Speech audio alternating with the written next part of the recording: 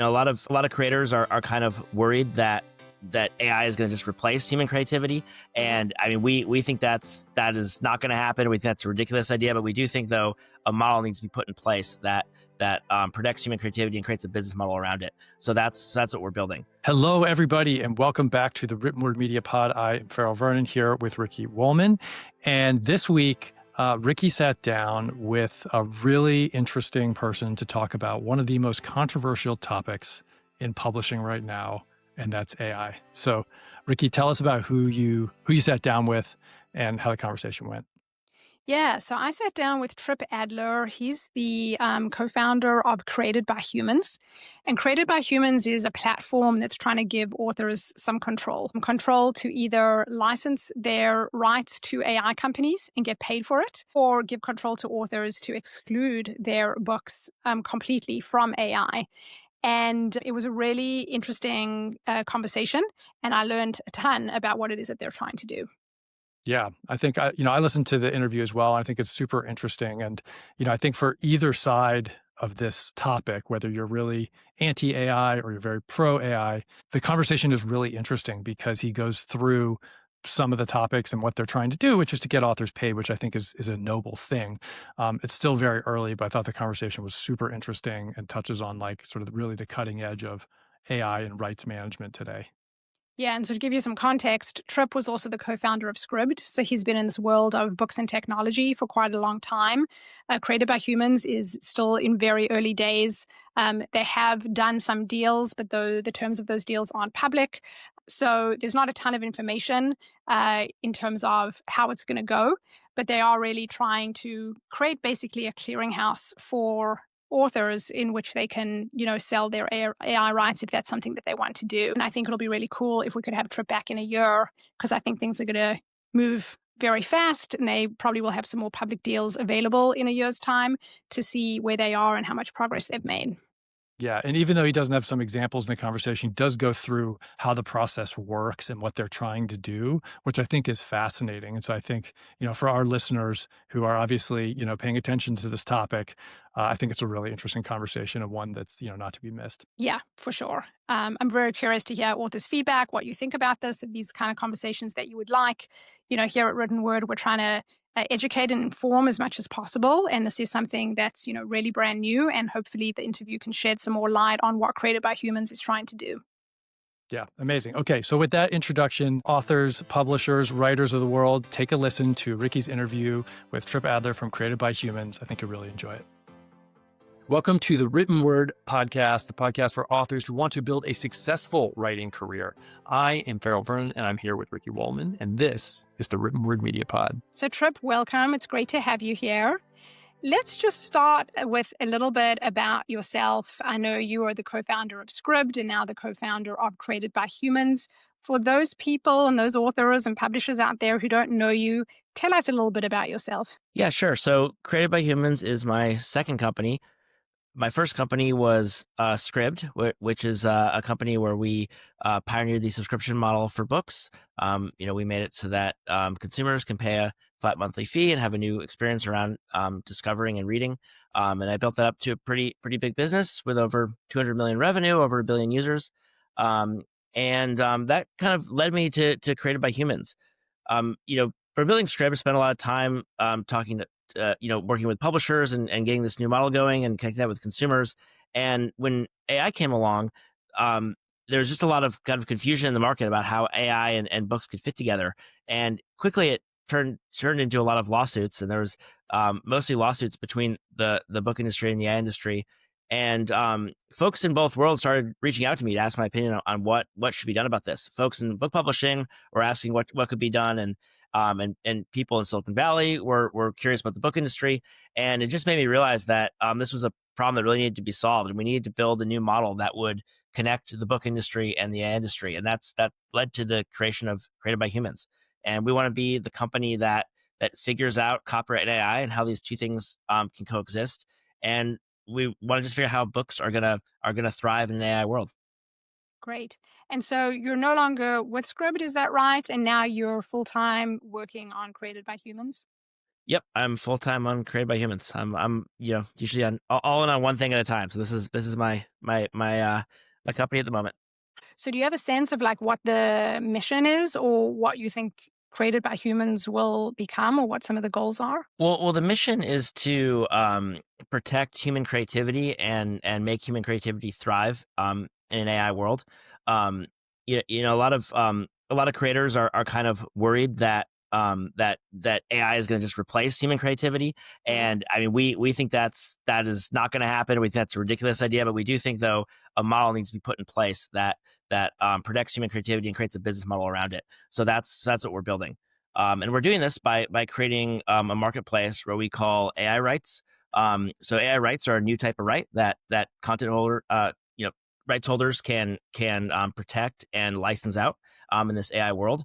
We're doing this for books to start. We do have ambitions to do this for all kinds of content. We think this will work really well for music and for video and for all kinds of human creations. But we're laser focused on books at the moment, and we've created this concept of AI rights, and we're creating a marketplace for them. Great. And so the concept of rights, that's not really a new concept in publishing. So can you talk a little bit about what kind of rights already exist and how AI rights might fit into that existing ecosystem? Yeah, so I mean, rights are they've been a concept in publishing for a while, it feels like people in Silicon Valley don't think about that too much, right? It's like so that's why we need kind of like a new framework for how to bridge the world of rights and the world of AI.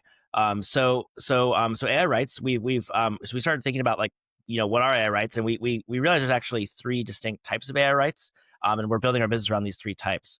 So the first is training rights, and this is the right to use a piece of content for AI model training.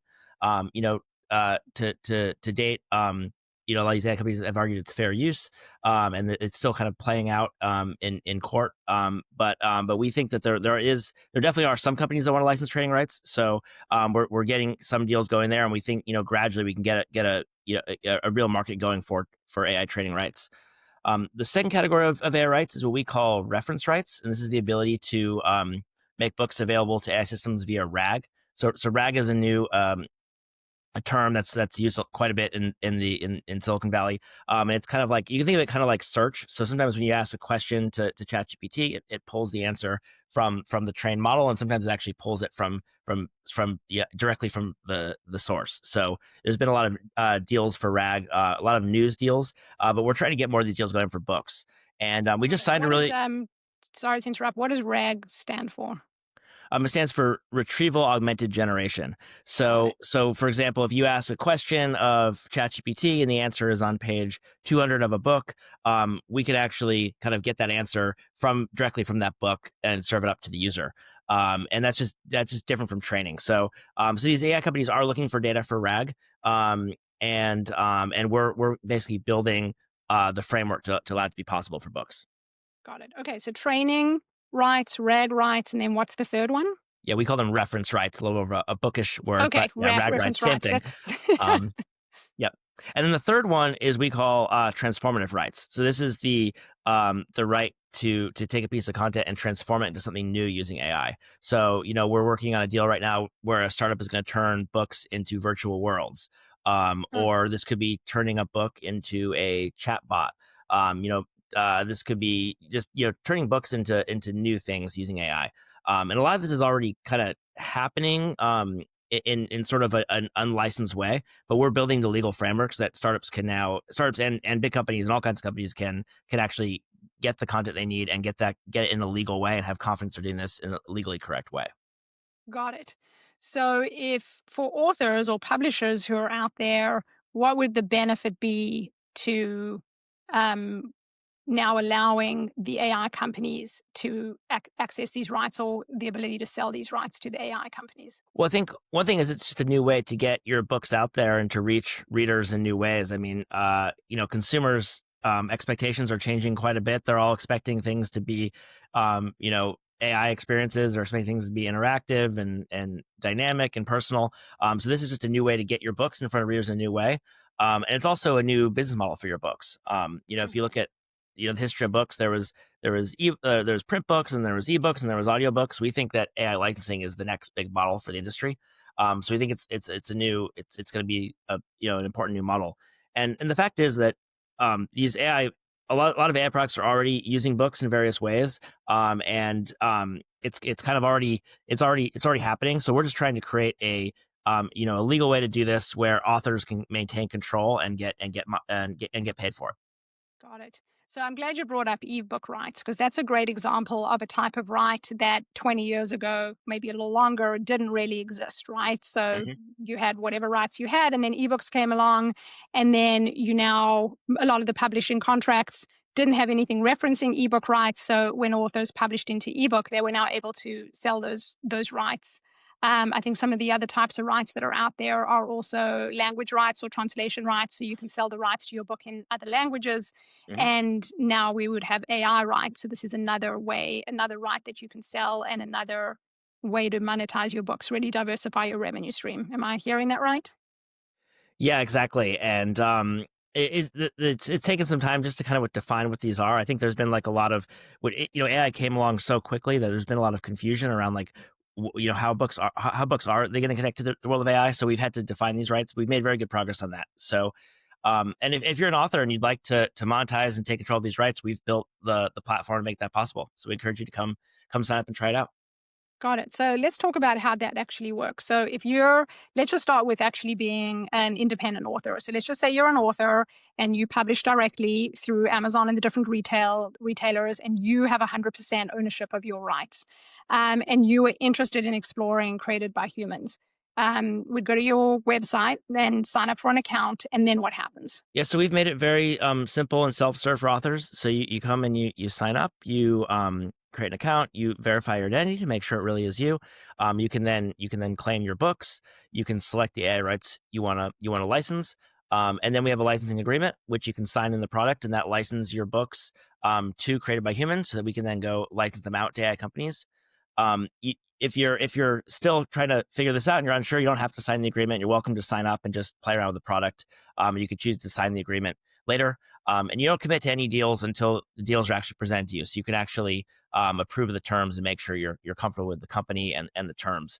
Our whole idea is to give authors full control, so they can decide exactly if and when how their books are used by AI companies. Oh, interesting. Okay, so you'd sign the agreement with Created by Humans, but you then get to opt in or opt out of every deal that you would then bring to the authors. Exactly. Yep. Okay, great. And then what about exclusivity? Like if an author comes and signs something with you guys even before the deals are being presented, and then they hear about, some other deals somewhere else, or they approach directly by somebody who wants their AI rights, how would that work? It's all non-exclusive. So we're just trying to get this model going and get a business model going for AI and authors here. So we're supportive of all kinds of deals. So you can sign up for Created by Humans and still license other places. It's not a problem at all. Okay, great. So it's a non-exclusive, and authors get to opt in or opt out. So can you give us some examples of the types of deals that you're bringing to authors, or the types of companies that you're working with?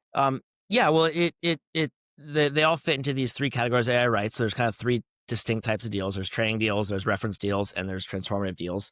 And the types of companies are they're really they're all over the place. There's interest from the big AI companies, and we just signed a really exciting exciting partnership with one of the the big names. There's also a lot of startups. A lot of startups want to do things with books, and they're looking for the rights to do things with books. There's a lot of a lot of interest from startups, and then there's also kind of mid-sized AI companies. There's even been governments. We have a one government agency that's very interested in training their own models, looking for books for that. So we think there's just all kinds of companies, and it just there's gonna be more and more over time. So it's really exciting just how many different opportunities are out there that you wouldn't even think of, and that's why it's such an exciting opportunity for books. Is there's just so many more. There's so many new ways to monetize books just weren't possible a few years ago. So let's talk about all the lawsuits that are out there. The Anthropic lawsuit and settlement just came down, but there are a bunch of others that are still hanging out. And my understanding is part of what you're trying to do is create something so that in the future we don't have these types of lawsuits. Can you explain what gap are you filling there? Yeah, well, unfortunately, the way that these AI companies in the book industry got their start is the AI companies used the books without permission, and now it's kind of being settled, retroactively with these lawsuits. And we think a much better model is if licensing just happens right from the beginning. And in order for that to happen, I mean, authors need to take control of these AI rights and make them available for licensing. So we really need authors and publishers too to kind of take a step here and help build this licensing model. Um, one of the main reasons these AI companies didn't license in the first place, it was just too hard to get the rights to all these books. I mean, these companies needed hundreds of thousands of books, and given the rights weren't even defined, it was just impossible to get those from the publishers or from the authors. And at Created by Humans, we're building a model where we can just clear the rights for a large number of books at the same time. So these AI companies can just in one simple move get all the books they need. And we just make it really easy for them. Yeah, that's great. I think there's something similar in the music industry, right? But that has a much longer history where within music, they've had rights for a long time and you know where to go to get the rights to a song or the rights to music. But when it comes to books, in order to get that at the kind of mass volume that these AI companies needed, that was really difficult. And so you guys will become potentially the clearinghouse for all the books that are out there. Yep, that's what we do. We clear the AI rights for each book, and there's often multiple rights holders, and there's multiple rights, and we've created structure on that and clarity, and we're just trying to make it easy for authors and easy for AI companies, and get this model going. So let me ask the cynical question, which is, up to this point, a lot of the big AI companies have not signed any kind of rights agreement and they basically just use the works. Why do you feel like as we head into the future, these governments and smaller companies and the AI companies are going to be willing to pay for these rights? Well, I mean, there are companies that want to pay for content for training. I mean, there's certainly quite a few deals happening. So there definitely is a market there, and I think it's just a matter of time before these big AI companies also want to pay for training rights. It's just been a little bit legally complicated because there's these big lawsuits going on. So the companies involved in the lawsuits are reluctant to license training rights. But I think as these lawsuits play out, that'll start to change, and they will license training rights. And that's also just training, right? I mean, these companies are still looking for these reference rights and transformative rights too. So I think it's gonna take some time to play out for things to sort itself out. But there's deals happening now, and I think it'll just get better with time. Yeah, I do think the legal backdrop is very interesting because one of the reasons why, as we move into the future, these companies might buy rights is it's a way to de-risk, right? Like they don't want to have to be open to continual lawsuits and some unknown settlement down the road. Whereas if they buy the rights up front and they do everything legally, and this just becomes part of their business model as a corporation or a startup or a government, it really takes the risk away from using the data in the books in order to get either the training models or the training rights. And I mean, to be fair, this situation, there was just no structure around AI licensing when these AI companies started, and now they're becoming big businesses. It needs to be figured out. And fortunately, we're just making really good progress in creating this framework and creating a product to make it possible. And we think it's just a matter of time before this sorts itself out and becomes a really great new model for authors. Yeah. The Anthropic lawsuit and settlement has been obviously a big topic of conversation within the author community. And for those, do you want to just give us like the 2 cents of how that lawsuit played out and what the settlement is for authors? Yeah, well, the settlement is for a total of 1.5 billion, about $3,000 a book. It turns out that settlement was really just about the piracy because the books were pirated in the first place. So it's effectively just a payment for the piracy that happened. I think this question of whether training is fair use is still very much an open question. I think that's still going to play out. There's still many more lawsuits coming, and I think those are going to gradually determine whether training is fair use. I think it's looking good that it yeah, I think it's probably going to be binary whether it's fair use or not. It's going to be some sort of kind of middle ground state, but I think it's looking good for authors that there still will be a paid model for this over time. It's going to take some time for the lawsuits to play out. Yeah, and so $3,000 per title, and then if you have a publisher, that gets split between the publisher and the author.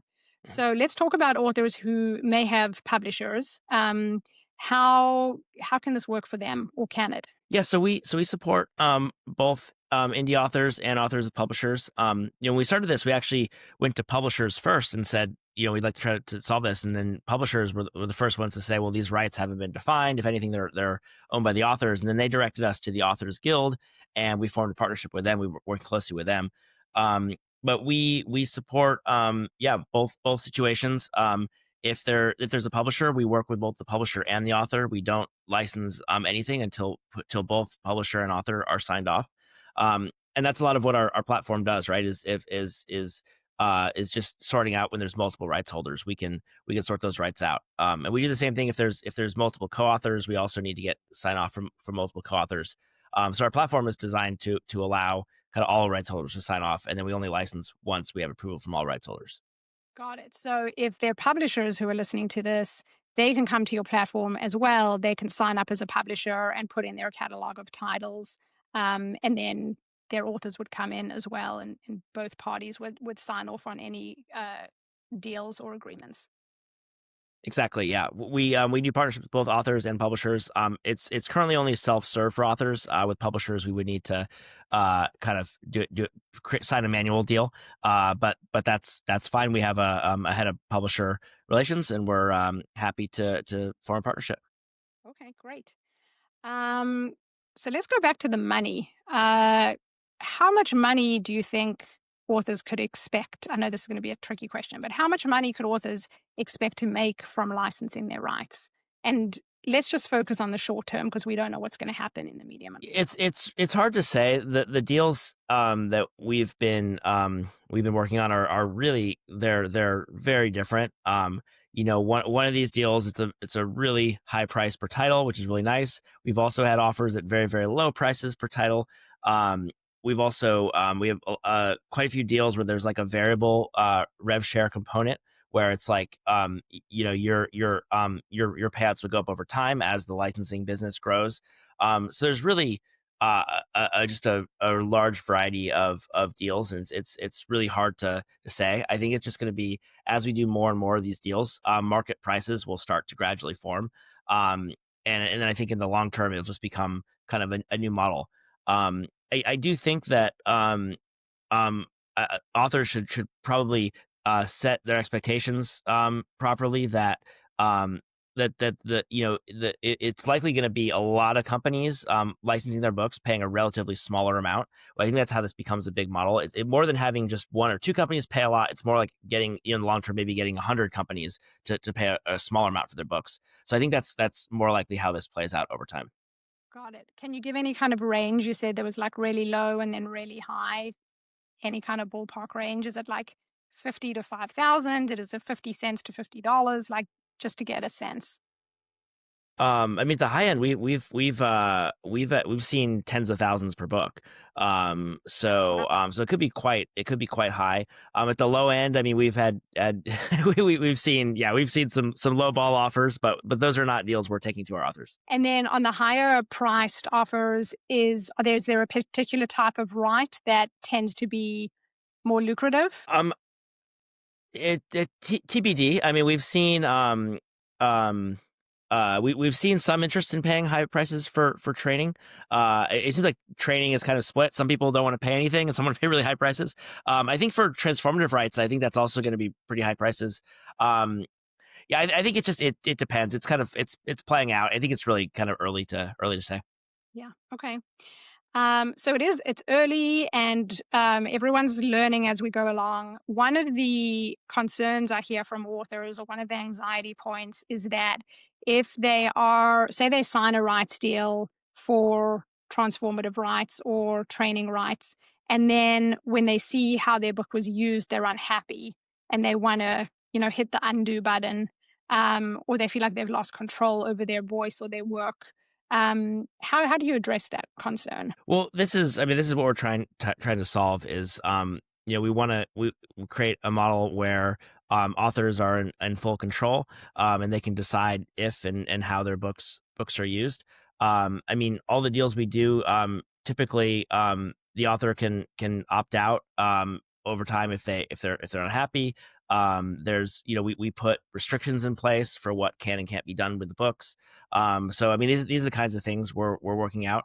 And we think as we kind of uh, you know do more of these deals, we'll start to kind of create standards on sort of what can be done and not be done with books. Got it. Yeah, I know in the Anthropic settlement, I believe part of the settlement is also that Anthropic has to remove all of those books from its training set. Am I correct about that?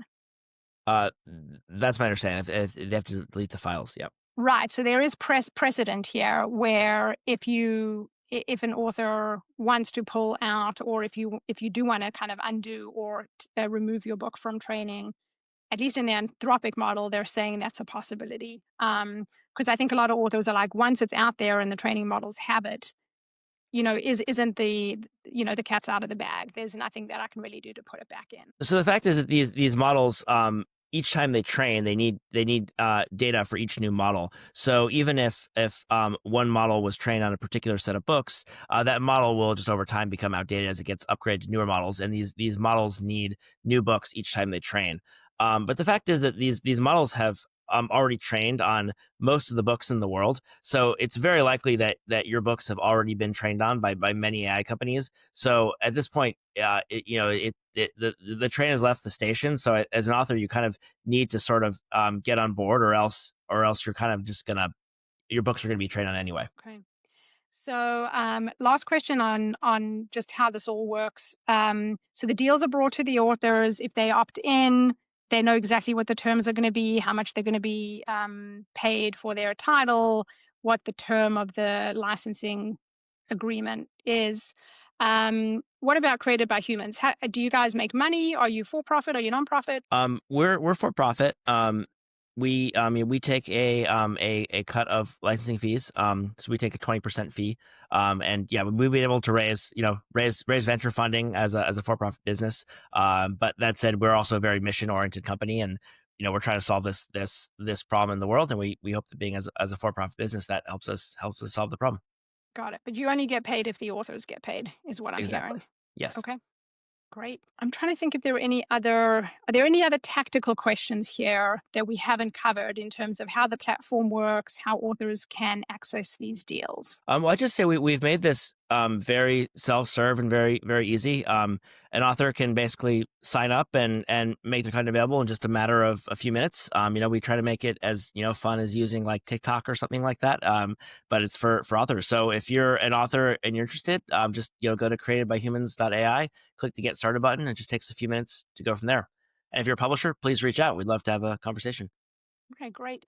And then you already have authors, it sounds like, who you have worked with and who have signed some deals. Are there any high profile authors or authors people might know who you can speak to or speak about? Well, you can see a lot of our authors are on our website. A couple that we work really closely with who are really involved with the company are Walter Isaacson and Doug Preston.